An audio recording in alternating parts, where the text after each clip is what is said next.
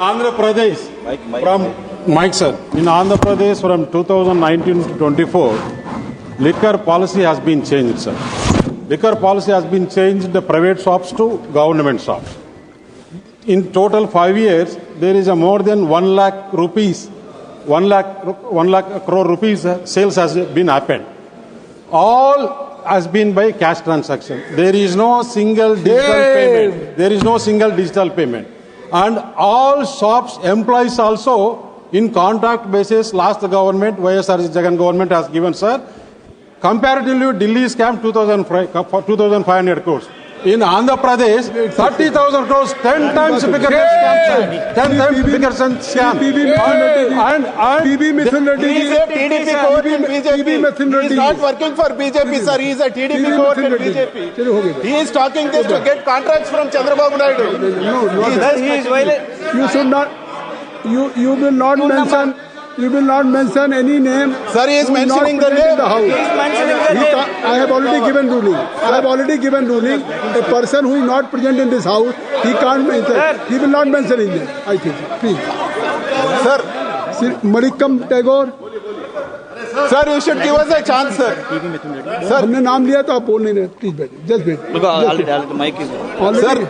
Mr. Ramesh is making vague allegations, sir. There is no proof and substance.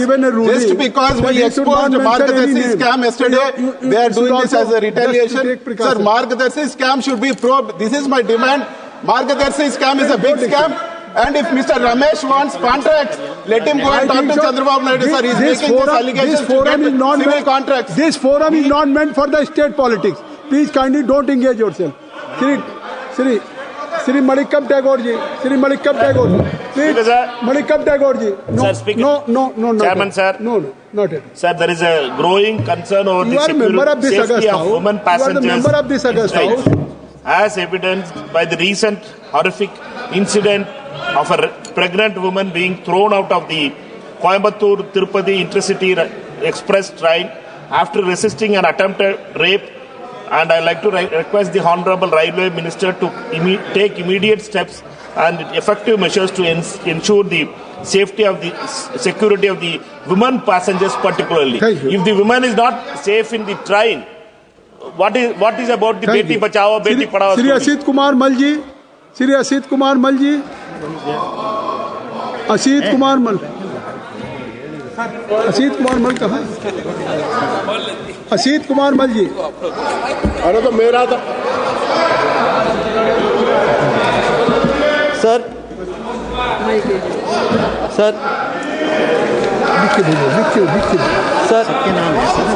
बोल तो आप wait करिए सब. मैं ज्यादा से ज्यादा लोगों को बुलवाऊंगा. महास्के जी वेट करिए. बोलिए. Yes, sir. Please, sir. आपका नाम हमने लिया. बोलिए. Now, burning question is price hike of the daily commodities. Petrol, diesel, cooking gas has been extremely costly during the NDA regime. Sugar, tea, biscuits, milk, these things are daily essential of the poor people. These things are also going beyond their buying capacity. Particularly the cost of medicines has gone beyond purchasing capacity of the common people. I think electoral bonds are mostly responsible for the price hike of medicines. Although Honorable Finance Minister has declared to reduce price hike of several medicines in her budget speech, but it has not been implemented till now. I would like to draw the attention of the Honorable Prime Minister to decrease the price hike as early as possible. Thank you. Shri Manish Tiwari ji. सभापति महोदय, America में 7,25,000 undocumented Indians हैं. कल तो ये 24,000, मेरी बात सुन लीजिए ध्यान से, 24,000 अमेरिका की हिरासत में है. 487 लोगों को फाइनल डिपोर्टेशन ऑर्डर्स दे दिए गए हैं. उनमें से 287 को भारतीय नागरिक के अनुसार चिन्हित कर लिया गया है. अमेरिका में जिस तरह की परिस्थिति बनी हुई है, वेनेजुएला के कुछ इलीगल इमिग्रेंट्स को गुंटानामो भेज दिया है, जहां पे आतंकवादियों को रखा जाता है।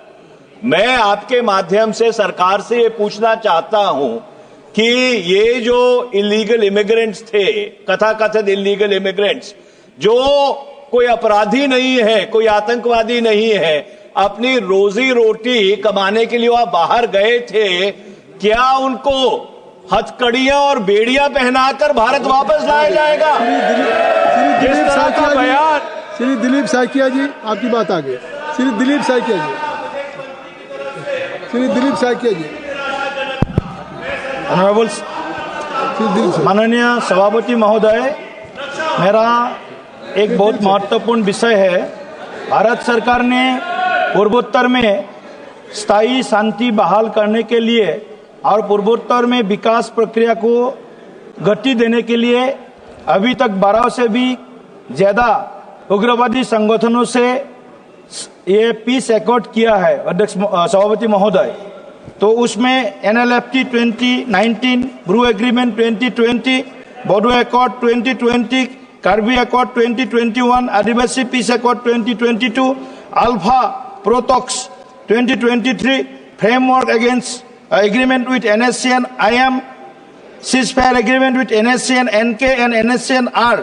अभी तक अध्यक्ष महोदय सदन को जानकारी देना चाहता हूं, पिछले 10 सालों में हमारे 76% रिडक्शन हुआ है इंसर्जेंसी इंसिडेंट्स में, 90% सिक्योरिटी फोर्सेस कैजुअलिटीज में रिडक्शन हुआ है सभापति महोदय, 97% सिविलियंस कैजुअलिटीज का भी कम हो गया है महोदय। इसीलिए अभी तक 3571 जो सरेंडर्स किया है हमारे कैडर्स कई उग्रवादी संगठनों का, तो मैं भारत सरकार को तहे दिल से धन्यवाद देता हूं। एक ही मेरा आवेदन है, सभी उग्रवादी संगठन के साथ जो भी पीस एकॉर्ड हुआ था, एग्रीमेंट हुआ था, उसको लेटर एंड स्पिरिट उसका वो एकॉर्ड को 100% एग्जीक्यूशन करे, यही मेरा अनुरोध है। धन्यवाद महोदय। श्री गुरजीत सिंह औजला जी।